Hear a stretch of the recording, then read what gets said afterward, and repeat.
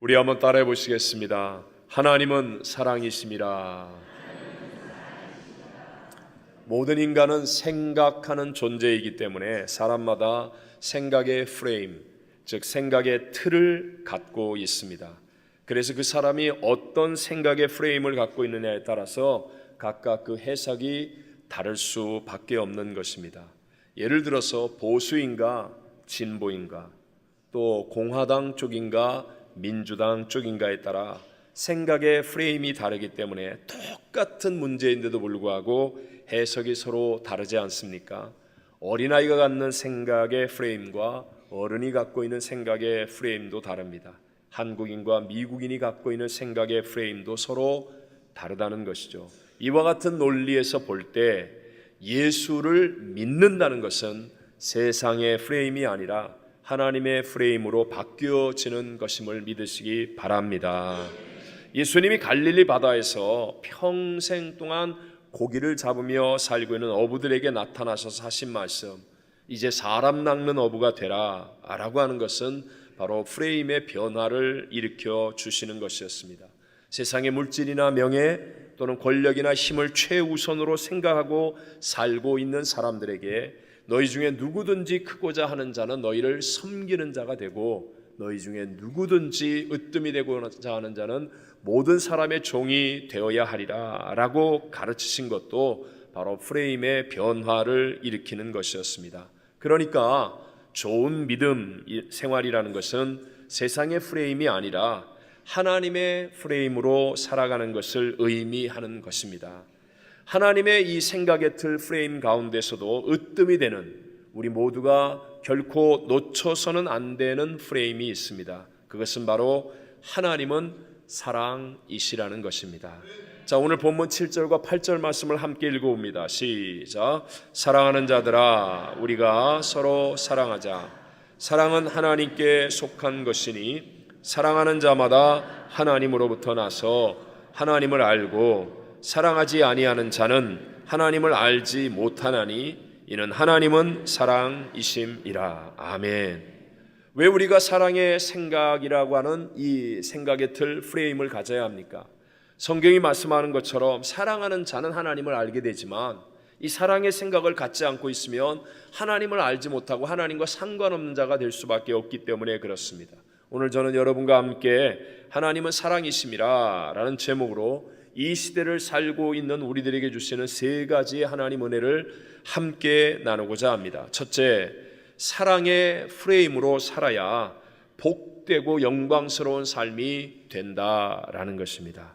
자, 우리가 아까 보았던 하나님은 사랑이심이라 라는 말씀처럼 천지와 우주 만물을 창조하신 하나님이 사랑이시기 때문에 우주 만물의 근원적인 생성 요소는 과학이 말하는 원자, 분자 거기에 있는 것이 아니고 우리가 추측하는 어떤 것이 있는 것이 아니라 바로 사랑으로부터 시작된 것임을 알 수 있습니다. 그래서 여러분, 동물을 키워보신 분들 아시죠?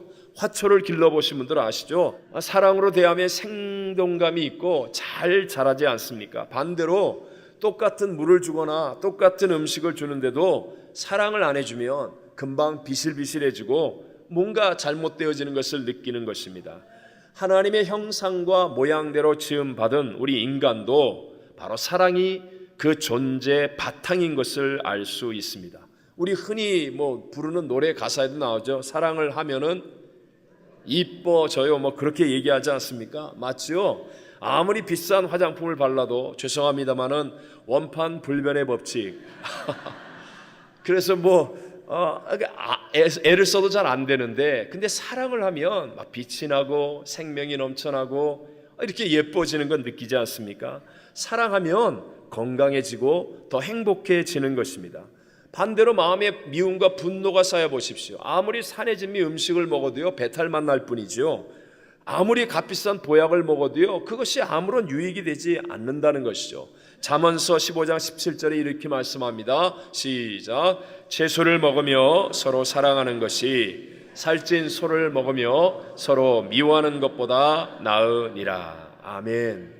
그래서 무엇보다도 우리 인간은 올바른 사랑 속에서 자랄 때 건강한 인격이 만들어진다는 것, 그리고 아무리 좋은 환경, 아무리 비싼 옷을 입고 큰 집에 살고 좋은 차를 타고 아무리 그래도 올바른 사랑이 없이 성장하면 무엇인가 비뚤어지고 그리고 상처 입은 인격이 될 수밖에 없다는 그러한 사실을 깨닫게 되어집니다. 그래서 사랑을 하면 우리의 인생이 복되어지는 것입니다. 뿐만 아니라 오늘 보면 12절에 이렇게 말씀하죠. 시작. 어느 때나 하나님을 본 사람이 없으되 만일 우리가 서로 사랑하면 하나님이 우리 안에 거하시고 그의 사랑이 우리 안에 온전히 이루어지느니라. 아멘.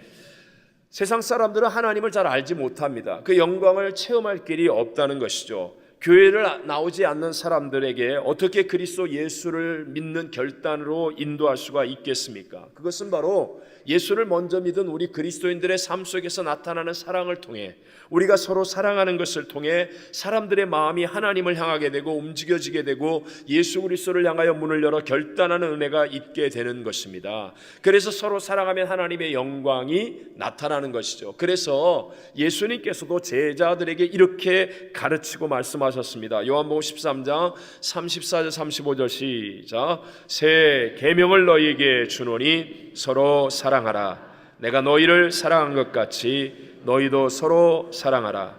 너희가 서로 사랑하면 이로써 모든 사람이 너희가 내 제자인 줄 알리라. 아멘. 어젯밤에 우리 볼리비아 단기 선교팀 MI 청년교구와 JBT가 앞장서서 먼저 1차로 17분이 출발했습니다. 사실 청년 학생들이기에 제가 가기 전에 그들에게 당부한 말이 있었는데요. 그 첫 번째가 선교지에 가면 아무래도 우리 미국에서 살던 우리 아이들이 불편하지요. 샤워, 먹는 것, 행동하는 것 여러 가지가 뜻대로 자기 마음대로 할 수 없으니까 힘이 들겠죠. 그럴 때일수록 서로 사랑해야 한다라는 것이었습니다. 왜냐하면 하나님을 모르는 현지의 사람들, 그 사람들은요 평생에 미국에서 온 크리스찬을 한 번밖에 보지 못할 사람도 있습니다. 그들에게 있어서는 우리가 만나는 그 사람, 지금 단기 선교팀들이 그들에게 가장 중요한 본이 되어지는 거예요. 모델이 되어지는 거예요. 근데 아무리 구제품을 가져오고 거창한 복음을 전해도 서로 갈등하고 다투는 모습을 보는 순간에 그들의 마음은 하나님 앞에서 닫혀지게 되어 있어요. 우리가 갈등하고 다툼을 통하여 그 사람들은 평생 동안 하나님을 믿지 않는 사람이 될 수도 있다는 거예요. 그러나 그들이 어렵고 힘든 상황 속에서 서로 사랑하고 서로 격려하고 서로 섬기는 우리 단기 선교팀의 모습을 보면 아무리 이방인으로 느껴진다 할지라도 마음이 열려지게 되고 그럴 때 복음이 전달되어지면 예수를 믿는 역사가 일어나게 된다는 것입니다. 초대 교부요 모두가 존경하는 성자 어거스틴은 그리스도인인지 아닌지를 결정짓는 데 있어서 유일한 표징이 서로 사랑하는 것이다 라고 말했습니다.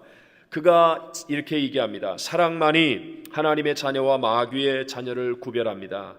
그들이 함께 십자가의 표를 몸에 띠고 함께 아멘하여 화답하고 함께 할렐루야 하고 노래하고 세례를 받으며 교회에 다니며 회당에 벽을 세울지라도 하나님의 자녀와 마귀의 자녀를 구별하는 것은 사랑 밖에는 없습니다 라고 가르친 것입니다. 그렇기에 우리 그리스도인들은 인생을 살면 살수록 때로는 더 높은 지위가 되면 될수록 더 많은 복을 받으면 받을수록 더 사랑해야 하는 존재인 것을 믿으시기 바랍니다. 여러분이 예수를 값없는 은혜로 믿게 되어 그리스도인이 되었다는 것도 더 사랑하기 위한 까닭입니다. 교회를 다녀서 좋은 믿음으로 직분을 받게 되었다면 그것도 더 사랑하라는 뜻입니다. 여러분 교회가 더 부흥하고 교회가 성장한다면 그것도 더 사랑하는 위치가 되었다고 하는 의미입니다. 오늘 우리 졸업하는 학생들, 우리 자녀들이 더 높은 상급학교에 간다면, 더 성숙해진다면 그것도 더 사랑하는 위치가 되었다는 것입니다. 결혼을 하거나 아이를 낳은 부모가 되거나 아니면 더 좋은 직장을 다니거나 이것도 바로 더 사랑하는 위치가 되었다는 것을 의미하는 것입니다. 그런데 여러분 사실 더 사랑하는 게 결코 쉬운 것은 아니거든요. 더군다나 의무감으로 이것을 하려고 하면 오래가지 않습니다. 금방 지치고 넘어질 수밖에 없습니다. 그럼 어떻게 더 사랑해야 합니까? 두 번째, 하나님의 사랑을 받아서 사랑해야 하는 것입니다. 어떻게 사랑한다고요? 하나님의 사랑을 받아서. 하나님의 사랑을 받아서. 오늘 우리가 읽었던 7절 본문의 말씀에 사랑은 누구에게 속한 것이라고요? 하나님께 속한 것이라고 했습니다. 이 말의 진짜 의미가 뭘까요? 사랑의 특권은 누구에게 있다? 하나님께 있다는 거예요. 그러니까 그분에게 받아서 사랑해야 된다. 나머지의 사랑은 다 가짜다.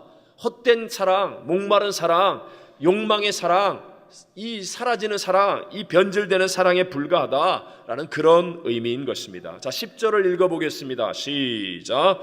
사랑은 여기 있으니 우리가 하나님을 사랑한 것이 아니요 하나님이 우리를 사랑하사 우리 죄를 속하기 위하여 화목제물로 그 아들을 보내셨음이라. 아멘. 사랑은 어디에 있다고요? 여기 있으니 하면서 우리에게 사랑이 있는 게 아니라 누구에게 있다?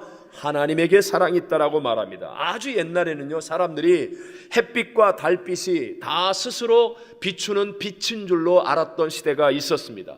그러다가 과학이 발달하면서 달빛은 햇빛을 받아서 반사하는 빛으로구나 라는 것을 알게 되었습니다. 우리도 처음에는 내가 사랑하는 줄로 압니다. 내가 아내를 사랑할 수 있다고, 내가 남편을 사랑할 수 있다고, 내가 부모를 사랑하고, 내가 자녀를 사랑하고, 내가 이웃을 사랑하고, 내가 사랑할 수 있다라고 착각합니다. 그러다가 성숙해지고 깨달음이 다가오면 나에게는 사랑이 없구나, 이기적인 것이었구나, 무엇인가를 얻기 위해 사랑하는 척 했을 뿐이구나, 사랑은 오직 하나님께 있는 것이로구나, 그러니까 내가 하나님의 사랑을 받아서만 사랑할 수 있는 것이로구나 라고 깨닫는 은혜가 있게 되시기를 바랍니다. 자, 여기에서 오늘 우리가 본 본문 8절과 16절에 두 번씩이나 동일하게 반복하는 말씀이 하나님은 사랑이심이라, 또 하나님은 사랑이시라, 이렇게 반복하여 말씀하고 있습니다. 정말 중요합니다. 사랑이 하나님이 아니라 하나님이 사랑이라는 말을 여러분 똑바로 이해하고 주목해야 됩니다. 오늘날 세상은요, 사랑이 하나님인 것처럼 사랑을 절대화시키고 있습니다. 그래서 사랑이면 다 통하는 거예요. 그래서 불륜이든 동성애든 사랑이야 사랑이야 그러면 용납해야 되는 것처럼 사랑을 하나님으로 바꾸어 놓으려고 합니다. 아닙니다, 여러분. 우리 죄인인 인간은 얼마든지 잘못된 사랑, 타락한 사랑을 할 수 있다는 것을 알아야 됩니다. 부모와 자식 간의 사랑을 절대화시키기 때문에 고부 간의 갈등이 생기는 거 아닙니까? 친구의 사랑을 절대화시키면 의리라는 이름으로 부정부패하게 되고 타락한 삶도 살아갈 수 있게 되는 것입니다. 부부간의 사랑을 절대화시키면 이게 의처증이 되는 것이고 의부증으로 나오기도 하는 것 아닙니까? 사랑이 하나님이 아니라 하나님이 사랑이기 때문에 우리는 먼저 하나님께 초점을 맞춰야 될 줄로 믿습니다. 하나님께 초점을 맞추는 것, 이것이 우리에게 있어서 가장 중요한 핵심 중에 핵심이라는 것입니다. 여러분 보세요. 혹시 여러분 가운데 예수 오래 믿은 분들 있죠? 어렸을 때부터 예수를 믿었고 또 주변에 예수를 오래 믿었다고 그러고 잘 믿는다고 그러는데 왜 저렇게 저 사람은 사랑이 없어? 왜 저렇게 율법적이야? 정죄하고 비난하고 화를 잘 내? 등등. 왜 그럴까요?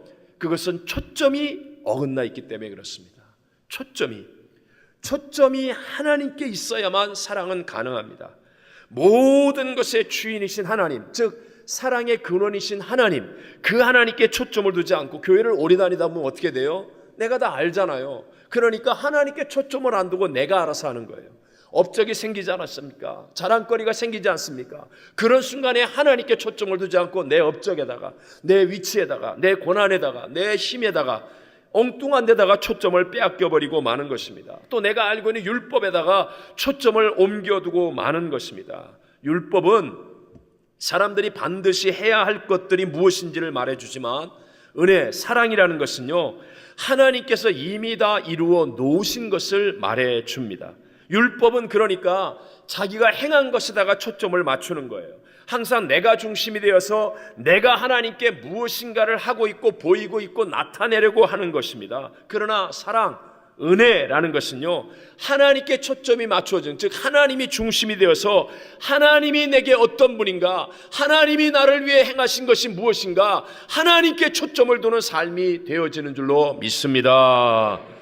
서구 우리가 살고 있는 이 땅의 철학 또는 이론이나 개념, 이것의 시초라고 할 수 있는 것이 플라톤인데요. 플라톤은 사랑이 무엇인가를 말할 때 무언가를 간절히 원하는 것이다 라고 생각해서 헬라어로 에로스라고 했습니다. 여기에서 내가 뭔가를 간절히 원한다는 것은요, 이 말의 의미는 따지고 보면 뭔가 부족하기 때문에 내가 지금 완전히 만족한 상태가 아니라는 것 아닙니까?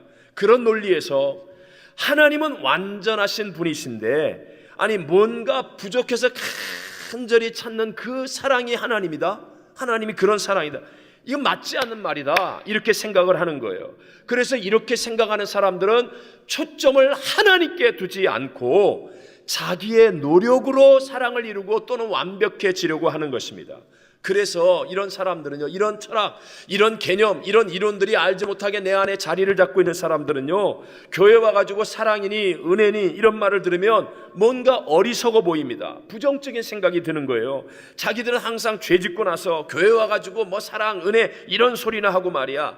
그러면서 하나님의 사랑, 하나님의 은혜 이런 말을 하는 사람들을 오히려 불의해 보이기까지 하는 그런 생각을 하게 됩니다. 이런 사람들은 항상 교회는 완전해야 돼, 목사도 완전해야 돼, 장로는 완전해야 돼, 성도가 어떻게 저렇게, 이러면서 늘 비판과 정죄의 눈길을 두고 있는 거예요. 그 이유가 뭐예요?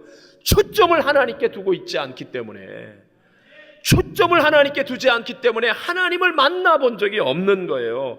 그러니까 세상의 개념, 이론, 철학이 들어와서 플라톤식 이 에로스의 사랑을 말하는 그런 삶 가운데서 초점을 하나님께 두지 못하는 삶을 살아가게 되는 것입니다. 자, 그럼 마지막 세 번째로요, 어떻게 하면 내가 사랑이신 하나님을 만나고 체험할 수가 있습니까? 두 가지를 꼭 기억하십시오. 오늘 성경은 두 가지를 말씀합니다. 첫째, 예수님의 십자가를 통해서 사랑이신 하나님을 체험할 수 있습니다. 무엇을 통해서요? 예수님의 십자가를 통해서. 우리 9절 말씀을 읽어봅니다. 시작. 하나님의 사랑이 우리에게 이렇게 나타난 바 되었으니 하나님이 자기의 독생자를 세상에 보내심은 그로 말미암아 우리를 살리려 하심이라. 아멘. 여러분, 닫혀진 방에 들어가려면 먼저 열쇠를 꽂아놓고 돌려서 문을 열어야 되지 않겠습니까? 마찬가지로 하나님과 우리 사이는 지금 완전히 가로막혀 있는 상태입니다. 그래서 그 하나님을, 이 문을 열고 들어가 하나님을 체험하기 위해서는 반드시 예수님의 십자가를 통해야만 한다라는 것입니다. 우리 모두는 아담과 하와의 범죄 이후로 죄인으로 태어났습니다. 즉 우리의 영이 죽어 있다는 거예요. 그렇기 때문에 우리 인간은요, 아무리 하나님에 대한 많은 말을 듣고 하나님의 역사를 본다 할지라도 내가 이미 영이 죽어 있기 때문에 영이신 하나님을 바르게 알 길이 없는 거예요. 바르게 알 길이. 그러니까 하나님의 사랑이 내게 전해지질 않는 거예요. 하나님의 사랑이 체험되지 않고 하나님을 만나지를 못하는 거예요. 이것을 해결할 수 있는 유일한 길이 바로 예수님의 십자가인 줄로 믿습니다. 누구든지 예수님의 십자가를 똑바로 바라보고 십자가에서 예수님이 나의 모든 죄를 대속하여 다 이루었다 하시고 죽으시고 그 예수가 사흘 만에 사망 권세 이고 부활하심을 내가 믿기에 이제는 내 죽은 영이 거듭나서 하나님을 볼 수 있게 되고 말씀을 들을 때 하나님을 깨달을 수 있게 되고 내 영이 하나님의 사랑하심을 체험하는 놀라운 역사를 누리게 될 줄로 믿습니다. 십자가에서 보여주신 이 하나님의 사랑을 올바르게 알면, 그러면 우리 모두는 하나님을 만나고 체험할 수 있습니다. 빌립보서 2장 6절로 8절 말씀을 함께 읽어보겠습니다.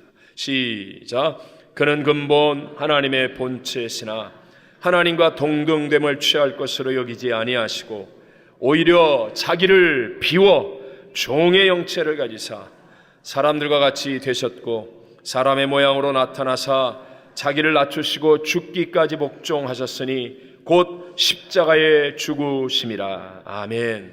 여기서 하나님이신 예수님께서 자기를 비워, 이 비워라는 말이 헬라어로 케노시스인데요, 신학적으로 정말 중요한 의미를 가지고 있습니다. 자기를 비우는 거예요. 이게 사랑이라는 거예요. 하나님의 사랑은 십자가에서 자기를 비웠습니다.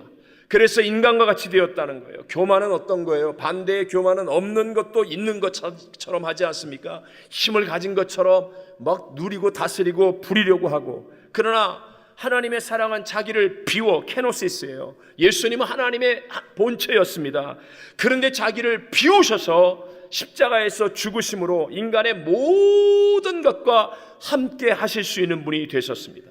주님은 무능해서 십자가에서 죽은 것이 아니라 우리를 사랑해서 자신을 비우셨기 때문에 부족한 인간의 모든 것을 느끼시면서 죽으셨다는 거예요. 그래서 히브리서 4장 15절에 이렇게 말씀합니다. 시작.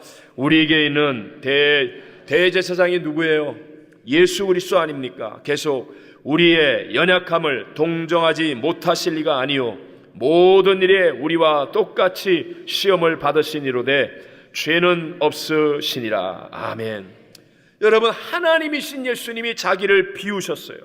그리고 십자가에 죽기까지 그 어마어마한 고난과 대가를 다 지불하셨습니다. 그러니까 오늘 우리가 당하고 있는 모든 고통과 눈물과 약함과 아픔과 상처와 모든 것을 다 이해하실 수 있는 분이 되었다는 거예요. 보십시오. 예수님은 안식일을 범하지 않으셨습니까? 여러분, 병든 자를 사랑하셨기 때문에요, 예수님이 기꺼이 자기를 완벽하려고 하지 않고 오히려 자기를 비우시는 거예요. 그래서 자기가 죄인 취급을 당하는 거예요. 그로 말미암아 더 큰 사랑이 흘러나가게 하는 것입니다.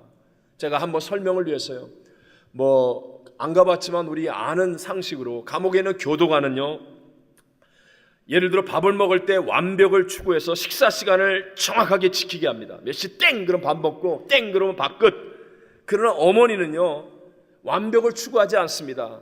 밥 먹는 거 좀 늦어도 또 오래 걸려도 옆에서 흐뭇해하고 더 먹으라고 그러고 거들어주고 도와줍니다. 왜 완벽을 추구하지 않습니까? 사랑하시기 때문입니다. 마찬가지로 우리도요, 나 스스로 교도관처럼 완벽해지겠다고 하는 사람은요, 결코 주님의 이 사랑을 체험할 길이 없습니다.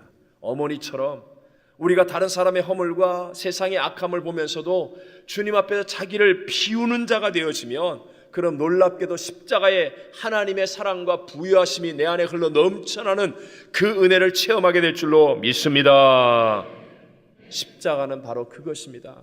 그래서 십자가를 바라보고 자신을 비워 이 땅까지 내려오신 예수 그리스도를 바라보면요, 하나님과 우리 사이에 막힌 문이 다 열려지고 허물어지고, 그리고 하나님의 사랑이 우리 영혼 속에 부어져서 우리의 삶이 더 새로워지고 싱싱해지는 복을 누리게 될 줄로 믿습니다.